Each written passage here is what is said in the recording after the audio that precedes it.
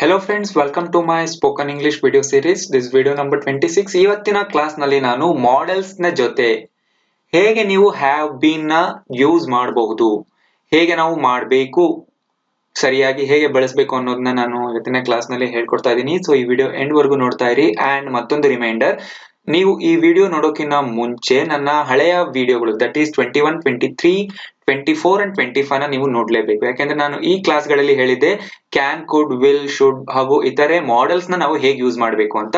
ಹಾಗೂ ನನ್ನ ಲಾಸ್ಟ್ ವಿಡಿಯೋನು ಕೂಡ ನೀವು ನೋಡ್ಲೇಬೇಕು, ಬಿ, ಬೀನ್ ಮತ್ತು ಬೀಯಿಂಗ್ ನ ನಾವು ಹೇಗೆ ಕರೆಕ್ಟ್ ಆಗಿ ಯೂಸ್ ಮಾಡಬೇಕು ಅಂತ. ಸೊ ನೀವು ಈ ವಿಡಿಯೋಗಳನ್ನ ನೋಡಿದ ನಂತರನೇ ನಾನು ಇವತ್ತಿನ ಕ್ಲಾಸ್ ಏನ್ ಹೇಳ್ತೀನಿ ಅದು ನಿಮಗೆ ಅರ್ಥ ಆಗುತ್ತೆ, ರೈಟ್? ಯಾಕೆಂದ್ರೆ today's class is more dependent on these videos, right? ಇವತ್ತಿನ ಕ್ಲಾಸ್ ನಲ್ಲಿ ನಾನು ಕುಡ್ have been, should have bean, wood have bean ಹಾಗೂ ಮಸ್ಟ್ ಹ್ಯಾವ್ ಬೀನ್ ಇವುಗಳನ್ನ ನಾವು ಕರೆಕ್ಟ್ ಆಗಿ ಹೇಗೆ ಯೂಸ್ ಮಾಡಬೇಕು ಅನ್ನೋದನ್ನ ಹೇಳ್ಕೊಡ್ತೀನಿ. ಅಂಡ್ ಇವುಗಳನ್ನ ನಾವು ಪಾಸ್ಟ್ ಪಾರ್ಟಿಸಿಪಲ್ ಟೆನ್ಸಸ್ ನಲ್ಲಿ ಯೂಸ್ ಮಾಡ್ತೀವಿ.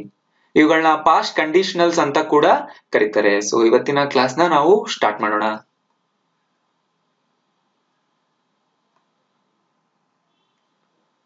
ಸೊ ನೀವು ಮೊದಲ ಬಾರಿಗೆ ನನ್ನ ಚಾನಲ್ ನಲ್ಲಿ ಬಂದಿದ್ರೆ, ಈ ಮೊದಲ ಬಾರಿಗೆ ವಿಡಿಯೋ ನೋಡ್ತಿದ್ರೆ, ಇನ್ನೂ ಸಬ್ಸ್ಕ್ರೈಬ್ ಆಗಿಲ್ಲ ಅಂದ್ರೆ ಮಾತ್ರ ನೀವು ಸಬ್ಸ್ಕ್ರೈಬ್ ಕ್ಲಿಕ್ ಮಾಡಿ, ಪಕ್ಕದಲ್ಲಿರುವ ಬೆಲ್ ಐಕಾನ್ ಪ್ರೆಸ್ ಮಾಡಿ. ಈ ರೀತಿ ಮಾಡೋದ್ರಿಂದ ನನ್ನ ಎಲ್ಲಾ ಮುಂದಿನ ವಿಡಿಯೋಗಳ ನೋಟಿಫಿಕೇಶನ್ ಅಪ್ಡೇಟ್ ನಿಮ್ಗೆ ಸಿಗ್ತಾ ಇರುತ್ತೆ. ನೀವು ಯಾವ ವಿಡಿಯೋನು ಮಿಸ್ ಆಗೋದಿಲ್ಲ. ಆಲ್ರೆಡಿ ಸಬ್ಸ್ಕ್ರೈಬ್ ಮಾಡಿದ್ರೆ ಅದರ ಅವಶ್ಯಕತೆ ಇಲ್ಲ, ರೈಟ್?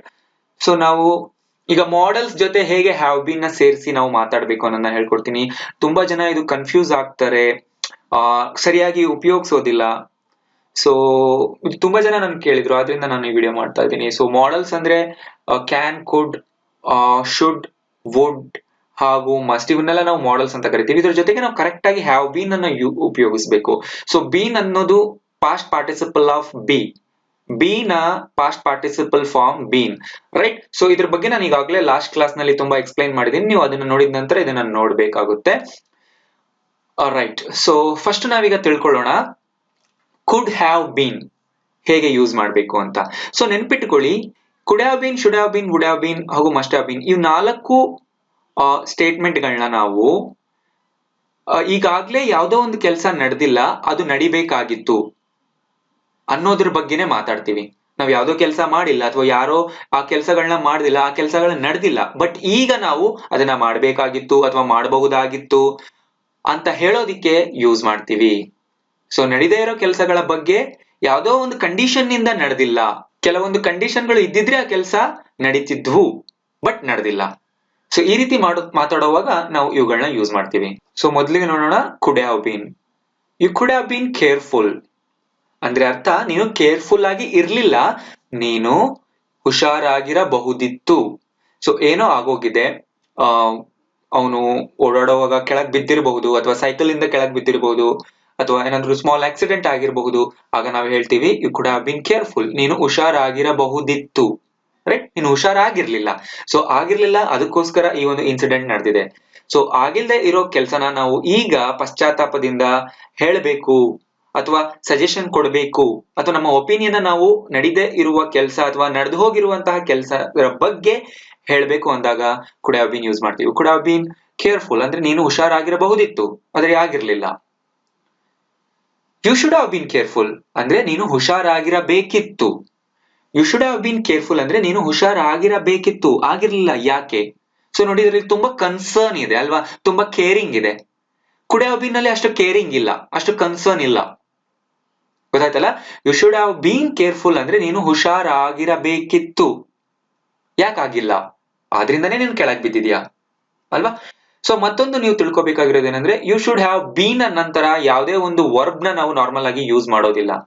ಅಡ್ಜೆಕ್ಟಿವ್ಸ್ ನ ನಾವು ತುಂಬಾ ಸರಿ ಯೂಸ್ ಮಾಡ್ತೀವಿ. ಕೇರ್ಫುಲ್ ಅನ್ನೋದು ಇಲ್ಲಿ ಅಡ್ಜೆಕ್ಟಿವ್. ಸೊ ವರ್ಬ್ ಗಳು ಬರೋದು ತೀರಾ ಕಡಿಮೆ. You can say you should not use verb after should have been or could have bean.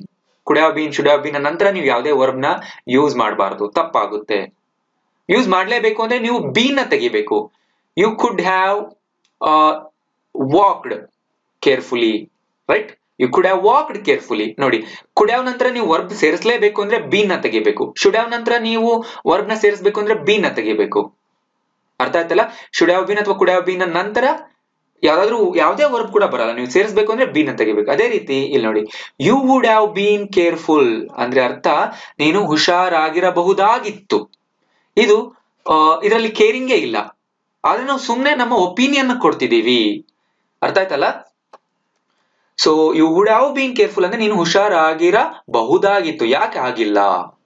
So ತುಂಬಾ ಕೇರಿಂಗ್ ಇರೋದು ಇದರಲ್ಲಿ ತುಂಬಾ ಕೇರಿಂಗ್ ನೇಚರ್ ಇದೆ. ನಾವು ಅವ್ರಿಗೆ ನಮ್ಮ ಡೀಪ್ ಕನ್ಸರ್ನ್ ನಾವು ತೋರಿಸ್ತಾ ಇದ್ದೀವಿ, ನಮ್ಮ ಕಾಳಜಿನ ತೋರಿಸ್ತೀವಿ ಅಂದಾಗ ಶುಡ್ ಹ್ಯಾವ್ ಬೀನ್ ಯೂಸ್ ಮಾಡಿದೀವಿ. ನೀನು ಆಗಿರ್ಬೇಕಾಗಿತ್ತು, ಯಾಕೆ ಆಗಿಲ್ಲ? You could have been careful ನೀನು ಹುಷಾರಾಗಿರಬಹುದಿತ್ತು. ಇದು ಸೆಕೆಂಡ್ ಪ್ಲೇಸ್ ಅಲ್ಲಿ ಬರುತ್ತೆ. ನಾನು ನಿಮಗೆ ಅರ್ಥ ಆಗ್ಲಿ ಅನ್ನೋದಕ್ಕೋಸ್ಕರ ಇಲ್ಲಿ ನಂಬರ್ಸ್ ನ ಹಾಕ್ತಿದ್ದೀನಿ. ದೇರ್ ಇಸ್ ನೋ ರ್ಯಾಂಕಿಂಗ್, ಇಲ್ಲಿ ಯಾವುದೇ ರ್ಯಾಂಕಿಂಗ್ ನಾನು ಹಾಕ್ತಿಲ್ಲ, ನಿಮ್ಗೆ ಅರ್ಥ ಆಗ್ಲಿ ಅನ್ನೋದಕ್ಕೋಸ್ಕರನೇ ನಾನು ಹಾಕ್ತಿದ್ದೀನಿ ಅಷ್ಟೇ. ಸೊ ಇದು ಏನು, ಇದರಲ್ಲಿ ಸ್ವಲ್ಪ ಕಡಿಮೆ ಕಾಳಜಿ ಇದೆ, ಆದ್ರೆ ನೀವು ನಿಮ್ಮ ಸಜೆಷನ್ ಕೊಡ್ತಿದ್ದೀರಾ. ಇದರಲ್ಲಿ ನೋಡಿ, ಇದು ಮೂರನೇ ಪ್ಲೇಸ್ ಅಲ್ಲಿ ಹಾಕಬಹುದು ನೀವು. You would have been careful ನೀನು ಹುಷಾರಾಗಿರಬಹುದಾಗಿತ್ತಲ್ವಾ, ಯಾಕೆ ನೀನು ಹುಷಾರಾಗಿಲ್ಲ? ಇದರಲ್ಲಿ ಕಾಳಜಿನೇ ಇಲ್ಲ, ಆದ್ರೆ ನಮ್ಮ ಒಪಿನಿಯನ್ ನ ಹೇಳ್ತಿದೀವಿ. ಇದರಲ್ಲಿ ನಾವು ಒಪಿನಿಯನ್ ನ ತೋರಿಸುವಾಗ ಯೂಸ್ ಮಾಡಬಹುದು. ಇದರಲ್ಲಿ ನಮ್ಮ ಸಜೆಷನ್, ಸ್ಟ್ರಾಂಗ್ ಸಜೆಷನ್ ತೋರಿಸುವಾಗ ಯೂಸ್ ಮಾಡಬಹುದು. ಇದರಲ್ಲಿ ನಾವು ಕನ್ಸರ್ನ್, ರೈಟ್, ಕನ್ಸರ್ನ್ ಅಂದ್ರೆ ನಮ್ಮ ಕಾಳಜಿನ ತೋರಿಸೋದಕ್ಕೆ ನಾವು ಯೂಸ್ ಮಾಡಬಹುದು. ನೆನ್ಪಿಟ್ಟುಕೊಳ್ಳಿ, ಬೀನ್ ನ ನಂತರ ಯಾವುದೇ ವರ್ಬ್ ಬರೋದಿಲ್ಲ. ನೀವು ವರ್ಬ್ ಹಾಕ್ಬೇಕು ಅಂದ್ರೆ ಬೀನ್ ನ ತೆಗಿಬೇಕು.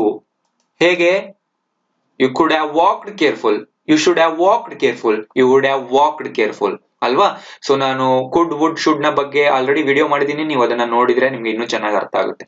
ಸೊ ಇನ್ನೊಂದು ಸೆಕೆಂಡ್ ಎಕ್ಸಾಂಪಲ್ ಹೋಗೋಣ. ಈಗ ಇಲ್ಲಿ ನೋಡಿ, if I had worked order I could have bean more successful. ಇಲ್ಲಿ ಯಾವುದೋ ಒಂದು ಕೆಲಸ ಮಾಡಿದ್ದಿದ್ದರೆ ನಾನು ಮತ್ತೊಂದು ಆಗಿರಬಹುದಾಗಿತ್ತು ಅಂತ ಹೇಳ್ತಾ ಇದ್ದೀವಿ. ಇಫ್ ಅಂದ್ರೆ ಏನು? ಇದು ಕಂಡೀಷನಲ್ ಸ್ಟೇಟ್ಮೆಂಟ್. ಇದನ್ನ ನಾನು ಮಾಡಿದ್ದರೆ ನಾನು ಇದು ಆಗ್ತಿದ್ದೆ, ಇದನ್ನ ನಾನು ಮಾಡಿಲ್ದೇ ಇದ್ರೆ ನಾನು ಇದು ಆಗ್ತಿರ್ಲಿಲ್ಲ, ಇದನ್ನ ನಾನು ಮಾಡಿಲ್ದೇ ಇದ್ರೆ ನಾನು ಇದನ್ನ ಆಗ್ತಿದ್ದೆ, ಇದನ್ನ ನಾನು ಮಾಡಿದ್ರೆ ಇದು ಆಗ್ತಾ ಇರ್ಲಿಲ್ಲ ಅಂತ ಹೇಳೋವಾಗ ನಾವು ಇಫ್ ನ ಯೂಸ್ ಮಾಡ್ತೀವಿ. ನೋಡಿ ಇಲ್ಲಿ, if I had worked order I could have been more successful ಅಂದ್ರೆ ನಾನು ಕಷ್ಟಪಟ್ಟು ಕೆಲಸ ಮಾಡಿದ್ದಿದ್ದರೆ ನಾನು ಇನ್ನಷ್ಟು ಯಶಸ್ವಿಯಾಗಿರುತ್ತಿದ್ದೆ, ಬಟ್ ಆಗಿಲ್ಲ ಅಲ್ವಾ? ಸೊ ಇದು ಒಂದು ಪ್ರೊಬ್ಯಾಬಿಲಿಟಿ ತೋರಿಸುತ್ತೆ. ನಿಮಗೆ ಮೀನಿಂಗ್ ಅರ್ಥ ಆಗಿದೆ ಅನ್ಕೊಳ್ತಾ ಇದ್ದೀನಿ, ಯಾಕೆಂದ್ರೆ ನಾನು ಕನ್ನಡದಲ್ಲೂ ಕೂಡ ಕೊಟ್ಟಿರೋದ್ರಿಂದ ನಾನು ಅಷ್ಟು ಎಕ್ಸ್ಪ್ಲೈನ್ ಮಾಡುವ ಅವಶ್ಯಕತೆ ಇಲ್ಲ ಅಂತ ತಿಳ್ಕೊಂತಾ ಇದ್ದೀನಿ. ನಿಮ್ಗೆ ಏನೇ ಡೌಟ್ಸ್ ಕಾಮೆಂಟ್ಸ್ ಬಂದ್ರೆ ಪ್ಲೀಸ್ ಕೆಳಗಡೆ ನನ್ನ ಕಾಮೆಂಟ್ ಬಾಕ್ಸ್ ನಲ್ಲಿ ಕಮೆಂಟ್ ಮಾಡಿ, ನಾನು ಆನ್ಸರ್ ನ ಮಾಡ್ತೀನಿ. ಯಾವುದೇ ಡೌಟ್ ಬರ್ಲಿ, ಯಾವುದೇ ಕ್ವೆಶ್ಚನ್ ಬರ್ಲಿ, ನೀವು ಕೆಳಗಡೆ ಕಾಮೆಂಟ್ ಮಾಡಿ, I will definitely answer all of your questions. ಅರ್ಥ ಆಗಿದೆಯಲ್ಲ?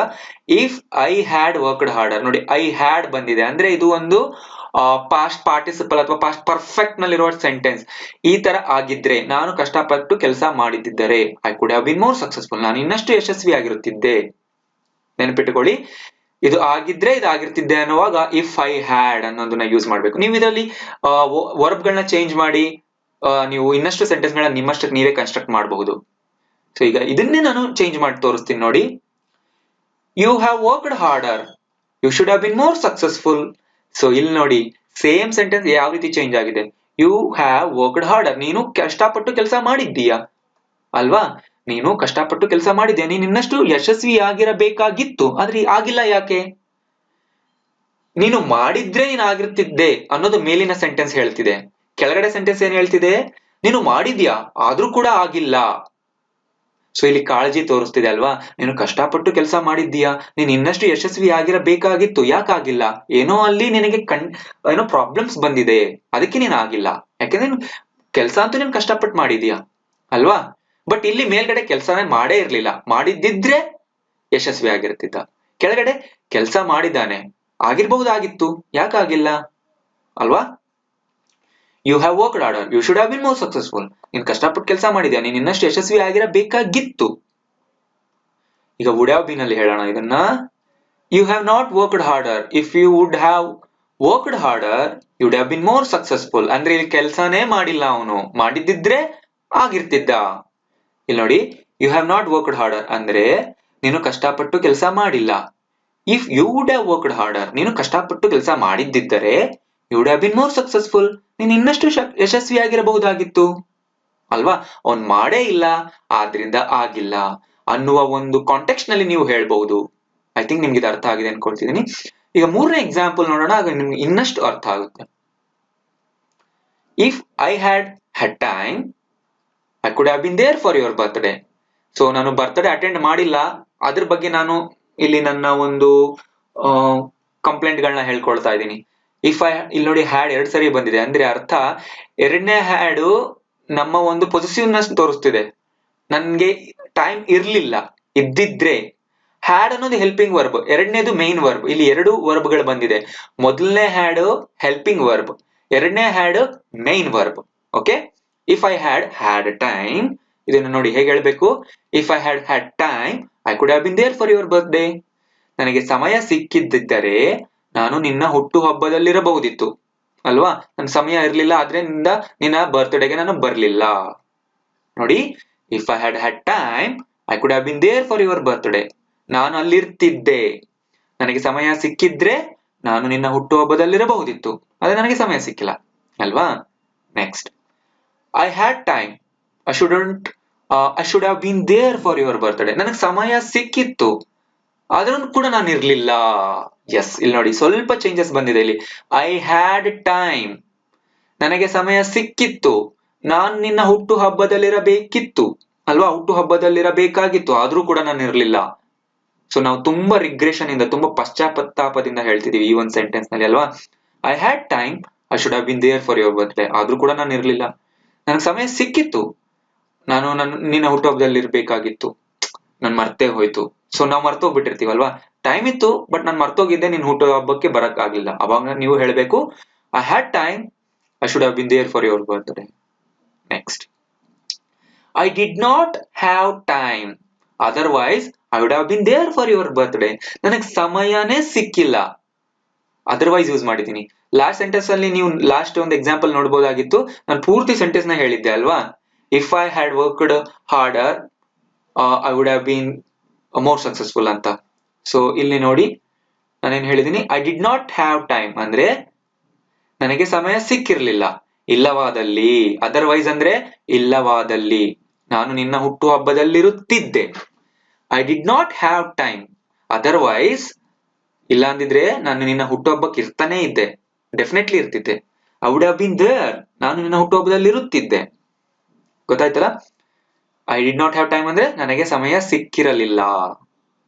ಡಿಡ್ ಬಂದಾಗ ನಾವು ಮೇನ್ ವರ್ಬ್ ನ ಪ್ರೆಸೆಂಟ್ ಟೆನ್ಸ್ ಅಲ್ಲೇ ಇಡಬೇಕು, ನಿಮ್ಗೆ ಗೊತ್ತಿದೆ. I did not have time otherwise, ನನಗೆ ಸಮಯ ಸಿಕ್ಕಿರ್ಲಿಲ್ಲ, ಇಲ್ಲವಾದಲ್ಲಿ ನಾನು ನಿನ್ನ ಹುಟ್ಟುಹಬ್ಬದಲ್ಲಿ ಇರುತ್ತಿದ್ದೆ. ಸೊ ಇವೆಲ್ಲ ಕಲ್ತೀವಿ. ಸೊ ಮಸ್ಟ್ ಹ್ಯಾವ್ ಬೀನ್ ನಾವು ಕಲೀಲೇ ಇಲ್ಲ ಅಲ್ವಾ. ಸೊ ಅದನ್ನು ನೋಡೋಣ. ಸೊ ನಾವು ಮಸ್ಟ್ ಹ್ಯಾವ್ ಬೀನ್ ಯಾವಾಗ ಯೂಸ್ ಮಾಡ್ತೀವಿ ಅಂದ್ರೆ ನಾವು ಒಂದು ಊಹೆ ಮಾಡುವಾಗ, ಅಸಂಪ್ಷನ್, ಸ್ಟ್ರಾಂಗ್ ಆಗಿ ಅಸ್ಯೂಮ್ ಮಾಡುವಾಗ ನಾವು ಯೂಸ್ ಮಾಡ್ತೀವಿ ಊಹೆ.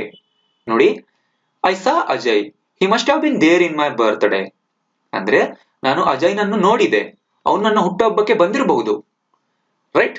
ಸೊ ನಾನು ನಿನ್ನೆ ನನ್ನ ಬರ್ತ್ಡೇಲಿ ಅಜಯ್ನ ನೋಡಿದೆ, he must have been there, ಅವನು ಅಲ್ಲಿ ಇದ್ದಿರಬಹುದೇನೋ, ಚೆಕ್ ಮಾಡು, ಫೋಟೋಸ್ ನೋಡು, ನಿನ್ಗೆ ಗೊತ್ತಾಗುತ್ತೆ ಅಂತ ನಾವು ಹೇಳ್ತಾ ಇದೀವಿ. ಇಲ್ಲಿ ನಾನು ಅಜಯ್ನ ನೋಡಿದೆ, ಅವನು ನನ್ನ ಹುಟ್ಟುಹಬ್ಬಕ್ಕೆ ಬಂದಿದ್ದಿರಬಹುದು,